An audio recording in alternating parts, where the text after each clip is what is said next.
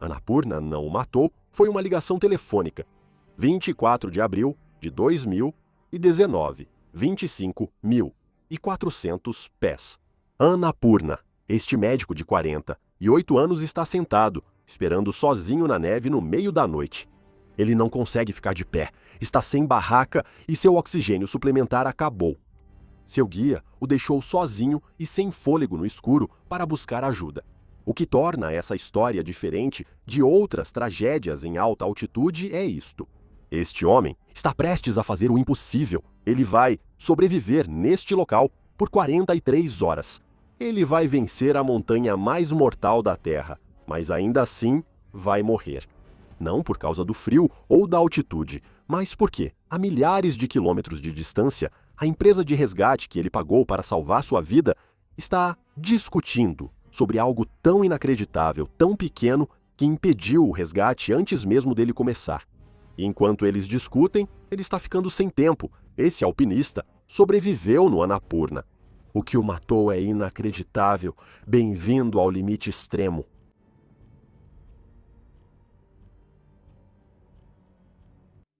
Na noite de 22 de abril de 2019, 32 alpinistas começaram sua investida rumo ao cume do Annapurna. E sim, você ouviu direito.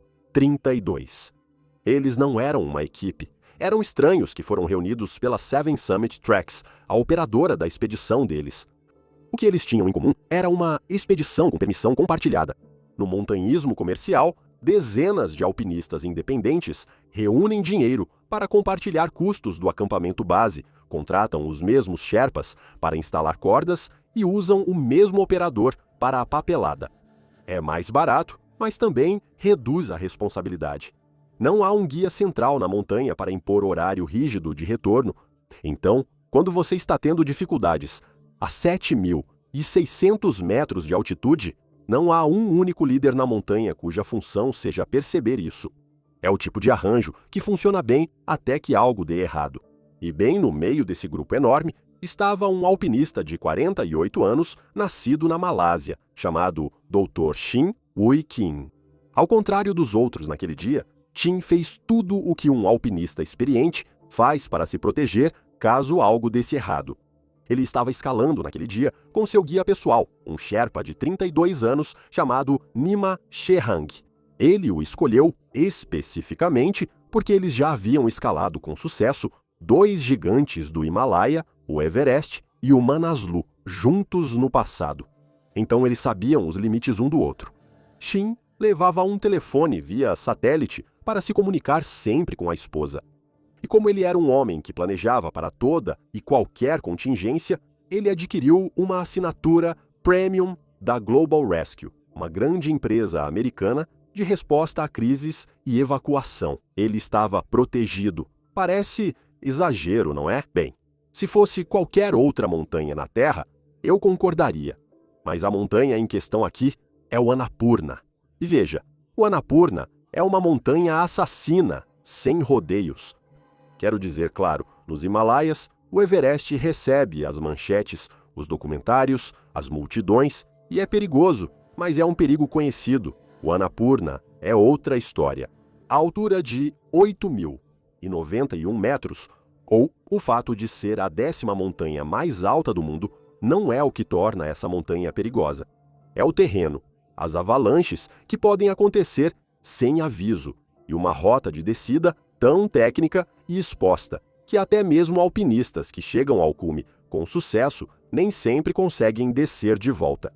Historicamente, para cada 3 pessoas que conseguem chegar ao cume do Annapurna, uma pessoa morre na montanha. Para comparação, a proporção do Everest é de aproximadamente 100 para 2. Você pode ver que o Annapurna é exponencialmente mais letal. Sobreviver a uma montanha como essa já é um desafio, mas quando Chin se preparou naquela manhã para sair do acampamento 4, nas primeiras horas de 23 de abril de 2019, nada disso parecia ser um problema. Ele era um homem que já tinha estado no topo do mundo, literalmente. Um ano antes, ele havia escalado o Monte Everest e, antes disso, tinha feito o mesmo nas montanhas mais altas da África, América do Sul, Europa, Austrália, em todas elas. Ele já tinha experimentado o que esse tipo de altitude faz com uma pessoa e saiu disso de pé. Era para isso que semanas de preparação dele no próprio Annapurna estavam sendo direcionadas. Ele havia se aclimatado por semanas no Annapurna, subindo e descendo para deixar o corpo se ajustar lentamente ao ar que não deveria sustentar a vida humana. Ele tinha passado por tudo isso. Ele estava no acampamento 4. Ele tinha seu guia, telefone via satélite e Global Rescue na descagem rápida. Estava tão protegido quanto possível em uma montanha assim. Ao redor dele, no escuro, outros 31 alpinistas faziam os mesmos cálculos, checando os equipamentos de oxigênio e apertando os crampons. Todos estavam esperando por essa janela de bom tempo e por volta de 1 da manhã, eles saíram na escuridão e começaram a subir a montanha mais mortal do Nepal. E desde o início, Tim estava lento. Não perigosamente lento, mas mais devagar do que o ritmo dos alpinistas ao seu redor. Nima ficou bem ao lado dele, como um excelente guia ao seu lado. E os dois foram ficando para trás, na fila, com a distância entre eles e o próximo alpinista à frente, aumentando silenciosamente a cada hora. Se fosse no Everest, estar no fim da fila não seria tão problemático quanto em Annapurna. A rota principal é larga o suficiente na maioria dos lugares para que os alpinistas possam ultrapassar uns aos outros e se espalhar para encontrar seu próprio ritmo. Mesmo com os famosos engarrafamentos no Everest, ainda há trechos estreitos ou encostas de neve onde os alpinistas podem ficar de pé, com os 2 pés apoiados enquanto esperam. Annapurna é diferente. A face superior é de gelo azul quase vertical, sem pontos de descanso em certas seções. Se a pessoa acima de você parar, só uma pessoa pode se prender à corda por vez. O resto tem que ficar parado na neve e esperar. Para Shin, que estava bem atrás, essa escalada virou um ciclo exaustivo de parar e ir, chutar, pisar, puxar e então parar. Aguardar 10 minutos até a fila andar e avançar mais um passo. Ao nível do mar, esperar assim é apenas frustrante, mas ficar parado numa inclinação de 60 graus de puro gelo a 7.300 metros de altitude não é só um pequeno incômodo, é algo realmente prejudicial. O vento atravessa seu macacão de plumas e você está consumindo seu suprimento estritamente limitado de oxigênio suplementar só para ficar completamente parado. Pior ainda, essas paradas temporárias causavam um acúmulo maior de ácido lático do que se você continuasse em movimento. Os músculos dele estavam lentamente se transformando em chumbo. Uma letargia pesada e sufocante estava tomando conta dele. Como médico, Tim entendia exatamente o que estava acontecendo dentro do próprio corpo, mas o que ele poderia fazer ali? À medida que as horas se arrastavam, seu ritmo ficava ainda pior. Ele parava para descansar cada vez com mais frequência. A distância entre ele e o restante do enorme grupo aumentava. O sol nasceu, as horas passavam. Ao meio-dia, os alpinistas à frente do grupo já haviam alcançado o cume e estavam descendo. Shin e Nima ainda estavam subindo. Existe uma regra quase não dita nessas montanhas de 8.000 metros de que, se você não tiver alcançado o cume até as 2 da tarde, deve voltar. Não importa se você consegue ver o topo, você deve voltar porque precisa de luz do dia e energia para descer com vida. Lembre-se, seu corpo está queimando energia há 12 a 14 horas seguidas. Os trechos técnicos da descida, que pareciam tranquilos na subida, vão se tornar realmente perigosos quando você estiver sem energia nenhuma. Suas mãos e pés já devem estar congelados agora. A luz está desaparecendo. Em uma montanha como o Annapurna, onde a rota de descida é exposta e propensa a avalanches, atravessá-la no escuro não é um risco calculado. É uma categoria completamente diferente de decisão. Mas às 14 horas, o Dr. Chen Wei-Kim e seu guia, Nima Tshering Sherpa, estavam longe do topo. Na verdade, eles eram os últimos na fila subindo. Eles tinham que fazer as contas. Chen era um médico brilhante, com 7 cumes no currículo, que entendia o corpo humano de uma forma que poucas pessoas no mundo jamais entenderão. Nima, veterano, conhecia os perigos da montanha, mas quando você passou anos treinando, viajou milhares de quilômetros e pode literalmente ver o cume da montanha mais mortal da Terra a pouco mais de 100 metros acima de você, a mente humana faz algo previsível. Ela justifica o risco. Você pensa, só mais um pouco. Então eles passaram direto do prazo das 2 da tarde e continuaram subindo até o topo. 3 horas passaram. 4 horas também passaram. E por volta das 17h, após escalarem continuamente por quase 17 horas, Chen e Nima finalmente pisaram no cume de 8.091 metros do Annapurna. Eles foram os últimos dos 32 alpinistas a chegar ao topo naquele dia. Mas eles conseguiram, contra todas as leis da biologia, contra cada hora agonizante de atraso, eles perseveraram para conquistar o prêmio máximo na montanha mais mortal da Terra. Foi simplesmente uma conquista monumental e, enquanto tiravam suas fotos no topo, comemoraram do seu jeito especial. Mas chegar ao topo é apenas a primeira metade da jornada. Agora, eles tinham que descer e o corpo de Tim não tinha absolutamente mais nada para dar. A luz já estava sumindo quando eles começaram a descer. A temperatura estava caindo rapidamente. A lanterna de cabeça, que parecia suficiente no acampamento, vira só um círculo fino em um terreno que exige visibilidade total. E a rota do Annapurna, descendo pela parte alta da face, passa por trechos onde um único crampon mal colocado significa uma queda da qual ninguém sobrevive. Eles desceram com cuidado, devagar. Chen estava se esforçando de uma forma diferente do que havia feito na subida. Subindo, o corpo pelo menos faz o que foi projetado para fazer, que é gerar força e avançar. Descendo depois de 17 horas nessa altitude, o corpo está apenas tentando se manter inteiro. Então eles chegaram ao Couloir francês. O Couloir francês é um grande canal de gelo quase vertical que atravessa as faixas superiores de rocha da face norte do Annapurna. Tudo o que cai do cume desce diretamente por esse canal estreito. De 50 graus, subir por ele na ida, com as pernas descansadas e total atenção, já é difícil o bastante. Descer por ele, depois de 17 horas no escuro, com as pernas já exaustas, é um tipo de problema completamente diferente. Cada passo exigia total concentração e um mínimo de força nas pernas que Shin simplesmente já não tinha mais. Então, não é surpresa que em algum ponto desse trecho, as pernas dele simplesmente pararam de funcionar. Ele não conseguia se mover. Ele simplesmente sentou na neve e não conseguia se levantar. Nima tentou ajudar Shin a se levantar, puxando-o e reposicionando de todas as formas que conseguia imaginar. Nada disso funcionou. E então, para piorar as coisas, o cilindro de oxigênio suplementar de Shin começou a chiar. Estava vazio. A Seven Summit Tracks forneceu cilindros de oxigênio suficientes apenas para um ataque ao cume normal. Cada hora parada nos gargalos durante a subida consumiu o oxigênio mais rápido do que o planejado. A escalada dele levou 17 horas, muito acima do normal. O oxigênio dele simplesmente nunca seria suficiente.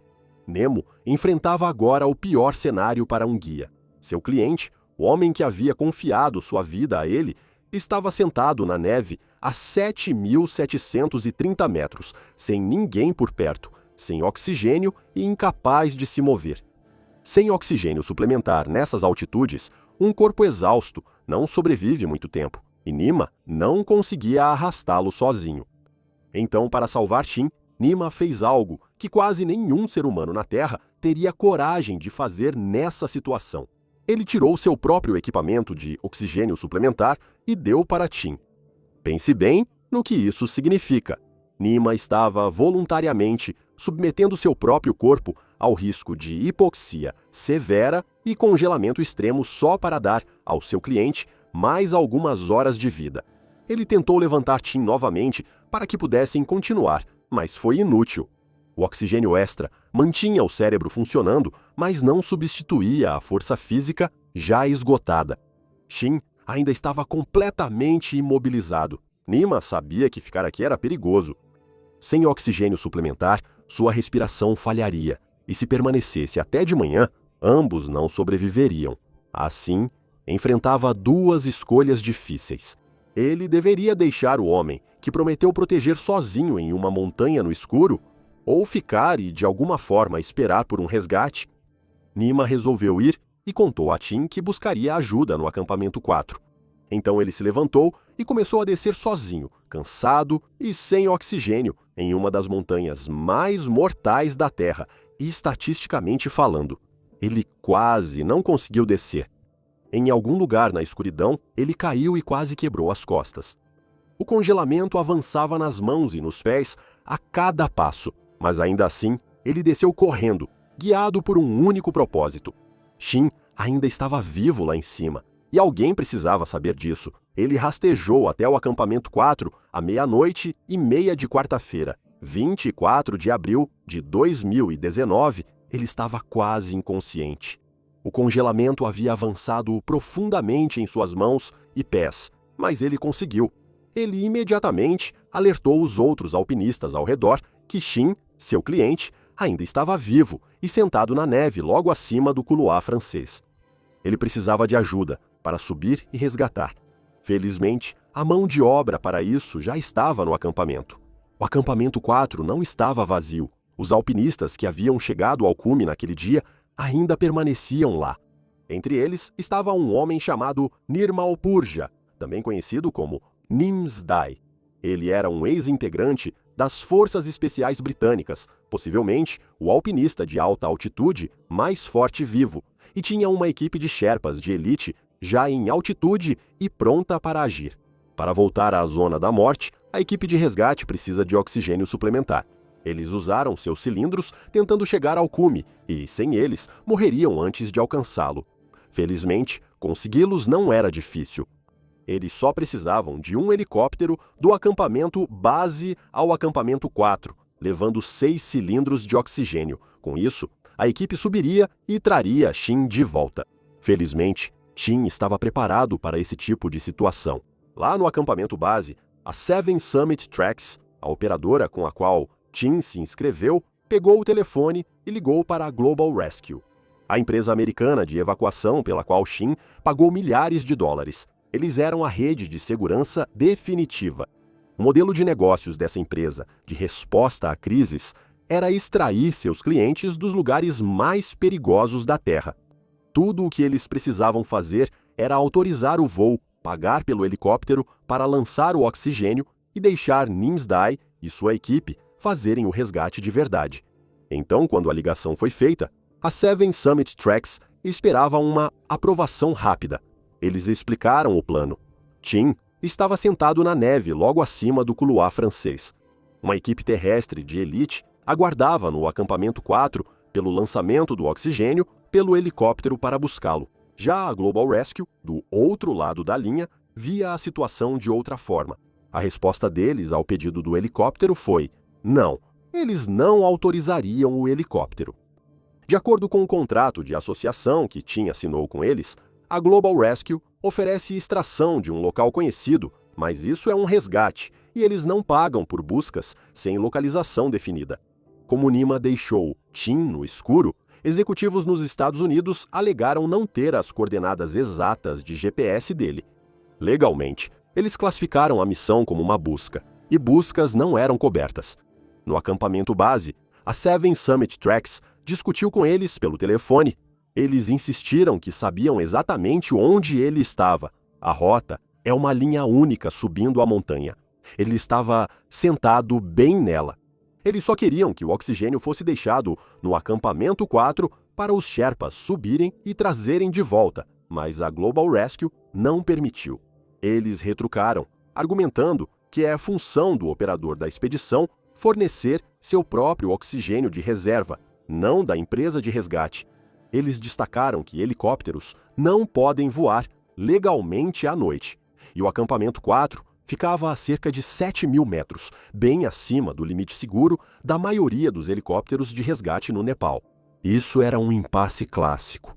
Tudo isso ocorreu por ligações entre um acampamento base no Nepal e um escritório nos Estados Unidos, enquanto Nins Purja e sua equipe aguardavam no acampamento 4, consumindo oxigênio e energia, esperando um helicóptero que não chegaria. Agora, você deve saber que havia um motivo muito mais sombrio para o impasse e não tinha nada a ver com argumentos legais ou limites de aviação. A verdade é que a Global Rescue simplesmente não confiava nas pessoas do outro lado da linha. Meses antes, a indústria de escalada nepalesa foi abalada por um grande escândalo de resgates falsos. Aconteceu que alguns operadores de expedição e empresas de helicóptero foram pegos forjando emergências nas montanhas e solicitando voos desnecessários apenas para cobrar milhões de dólares das seguradoras. A Global Rescue já tinha sido prejudicada antes. Na verdade, a Seven Summit Tracks foi multada em $44 mil em 2018 pelo governo do Nepal por guiar alpinistas com permissões falsificadas, o que é uma acusação completamente diferente. Mas do escritório de uma empresa nos Estados Unidos, bem, é como se o operador ligasse, exigindo um voo que viola as regras de aviação e pedisse para você pagar a conta para salvar um alpinista que você nem conhece, nem sabe onde ele estava. Isso não parecia um resgate, parecia uma extorsão. Pior ainda, a Seven Summit Tracks costumava fazer resgates usando seus próprios Sherpas e helicópteros. Então, do ponto de vista da Global Rescue, a conta não fechava.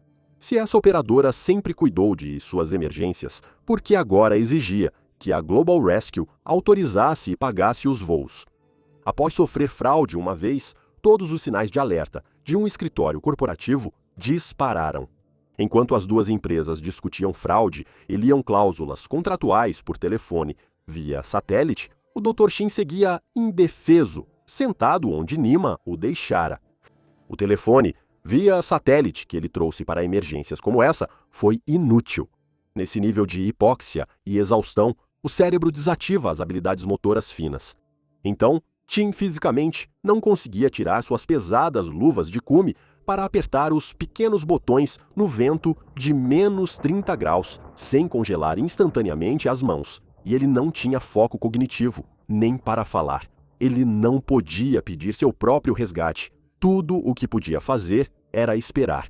E para Shin, essa espera era um tormento à parte. Ele era um anestesiologista, consultor sênior em Singapura.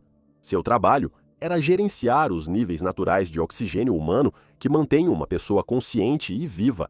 Ele passou anos observando monitores contarem os mesmos números que agora estavam diminuindo dentro do próprio corpo, só que desta vez não havia monitor. Ele sabia, com mais precisão do que quase qualquer outra pessoa naquela montanha poderia saber, exatamente quanto tempo provavelmente ainda lhe restava. Ele sabia que cada segundo que passava naquela montanha sem ser resgatado era um segundo mais perto da necrose irreversível e da falência sistêmica. Mas o que ele poderia fazer para impedir qualquer uma dessas coisas neste momento? No acampamento 4, poucos milhares de pés abaixo, Nirmal Purja e sua equipe estavam em suas barracas, olhando para o céu vazio à espera de um helicóptero que nunca veio. Eles precisavam de 6 cilindros de oxigênio no acampamento 4, mas nunca chegaram. Nirmal Purja acabou não conseguindo segurar sua equipe. Eles estavam sentados em altitude extrema por horas, consumindo seus próprios suprimentos, observando um céu vazio. Seus corpos estavam se deteriorando a cada hora que esperavam. Mandá-los de volta sem oxigênio era uma sentença de morte. Então, no final da quarta-feira, 24 de abril, Nins Purja e sua equipe começaram a descer para o acampamento base. E o Dr. Shin, um homem que tinha feito tudo certo para se proteger, foi deixado para se virar sozinho em um dos lugares mais hostis da Terra, sem abrigo, sem comida e sem água. A milhares de quilômetros dali, em Singapura, a esposa do Dr. Shin, doutora Tana Porn, percebeu que a seguradora nunca iria salvar seu marido. Então, ela parou de esperar pela aprovação deles. Ela ignorou completamente a Global Rescue, pegou o telefone e ligou para uma empresa privada de helicópteros nepalesa chamada Simric Air. Ela garantiu pessoalmente um pagamento de $40 mil do próprio bolso, sem contrato ou discussão. Então, na manhã de quinta-feira, 25 de abril, um piloto chamado Capitão Bibek Kogka decolou, tentando fazer o que uma agência de resgate multimilionária não faria. Ele levou seu helicóptero muito além dos limites certificados da aviação e voou a mais de 25 mil pés no ar rarefeito, acima de Annapurna. Quando ele fez uma curva sobre o gelo íngreme do corredor francês, ele viu algo. Uma figura no chão que a princípio não se movia. Então, com dificuldade, um braço se levantou, acenando no ar. Era o Dr. Shin. De alguma forma, incrivelmente, depois de quase 40 horas sozinho a 7.742 metros de altitude, em temperaturas congelantes e sem oxigênio, sem abrigo, sem comida, sem água, o Dr. Shin Chin-Wei-Kim estava vivo e acenando para o helicóptero. Mas achá-lo foi só o primeiro problema que resolveram. O capitão Kotka podia vê-lo, mas um helicóptero não pode simplesmente pairar a 7.742 metros de altitude, abrir a porta e puxar um homem paralisado para dentro. O ar é muito rarefeito aqui. Como o capitão Kotka não pôde resgatá-lo, ele desceu rápido ao acampamento base, onde Nin Sporja e sua equipe de elite de 4 Sherpas já o aguardavam. Carregaram o helicóptero com cilindros de oxigênio do suprimento da Seven Summit Track, o mesmo que estava no acampamento base o tempo todo. Eles simplesmente estavam implorando para a seguradora enviar o oxigênio para eles desde terça-feira. Mas a dura realidade da física da aviação nos Himalaias é que um helicóptero completamente vazio e despojado mal consegue alcançar 25 mil pés só para dar uma olhada. Porém, um helicóptero com 4 Sherpas pesados, equipamentos de resgate de inverno e cilindros de oxigênio de metal não consegue voar perto dessa altitude. O ar é rarefeito demais para os rotores sustentarem tanto peso. O capitão Konka os levou de volta à montanha, mas não conseguiu chegar ao acampamento 3 com eles. Isso ficava cerca de 1.250 metros abaixo de onde Shin estava. Eles precisariam escalar o resto do caminho sozinhos. Em circunstâncias normais, subir do acampamento 3 até o couloir francês é uma escalada longa e difícil. Esse terreno íngreme e técnico exige um ritmo cuidadoso. Para uma equipe em forma, aclimatada, com as pernas descansadas e uma noite inteira de sono, essa escalada leva 16 horas. Mas Nin Sporja e sua equipe sabiam que Tim estava sentado na neve há mais de 40 horas. Eles sabiam que cada minuto que passavam escalando era um minuto em que a temperatura central do corpo dele caía ainda mais. Então eles não economizaram energia, prenderam-se nas cordas fixas e começaram uma corrida brutal e exaustiva, montanha acima. Quero que entenda o quanto esse esforço foi difícil. Eles carregavam cilindros de oxigênio pesados e arrastavam um trenó de resgate rígido. Mover-se naquela velocidade, naquela altitude e com aquele peso é uma das coisas mais difíceis que você pode pedir ao seu corpo para fazer. Mas por causa do esforço deles, eles não fizeram a escalada em 16 horas, eles fizeram em apenas 4.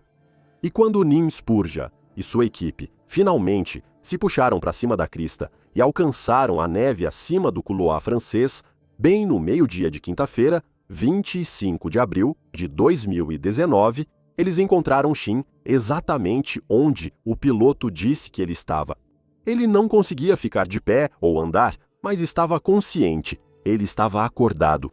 A equipe não perdeu um segundo sequer. Eles imediatamente o conectaram a um cilindro de oxigênio novo e o prenderam firmemente no trenó de resgate que haviam levado. E então começaram o trabalho brutal e físico de levá-lo para baixo. Mover um trenó pesado por uma inclinação de 60 graus de gelo puro exige uma força física intensa. A equipe teve que se ancorar, suportar o peso dele e baixar fisicamente o trenó, seção por seção, pela montanha mais perigosa da Terra. Eles seguiram em movimento toda a noite de quinta-feira e, em certo ponto da descida brutal, Shin desmaiou. Ele sobreviveu ao ser abandonado na montanha mais perigosa da Terra, mas sobreviver nessas condições extremas depende muito da adrenalina e de uma determinação psicológica de não morrer. Quando o resgate chegou, seu cérebro percebeu que a luta acabou e nada mais precisava ser provado. Seu cérebro desligou. Na manhã de sexta-feira, Nin Spurja e sua equipe conseguiram levá-lo com sucesso até o acampamento base e, de lá, ele foi transportado de helicóptero para uma unidade de terapia intensiva em Katmandu. Foi lá que todo o alcance dos danos causados ao seu corpo finalmente ficou evidente. Sua frequência cardíaca mal era registrada. A temperatura central do corpo dele estava perigosamente baixa. Médicos disseram que a queimadura pelo frio afetou profundamente mãos e pés. Ele respirava, mas por pouco.